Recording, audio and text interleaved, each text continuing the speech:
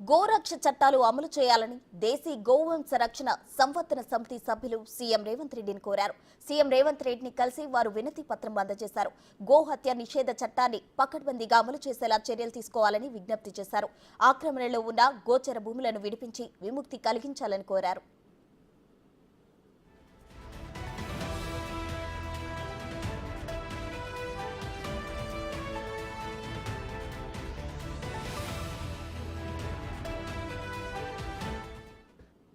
గోరక్ష చట్టాలు అమలు చేయాలని దేశీ గోవంశ రక్షణ సంవర్ధన సమితి సభ్యులు సీఎం రేవంత్ రెడ్డిని కోరారు. సీఎం రేవంత్ రెడ్డిని కలిసి వారు వినతి పత్రం అందజేశారు. గోహత్య నిషేధ చట్టాన్ని పకడ్బందీగా అమలు చేసేలా చర్యలు తీసుకోవాలని విజ్ఞప్తి చేశారు. ఆక్రమణలో ఉన్న గోచర భూములను విడిపించి విముక్తి కలిగించాలని కోరారు.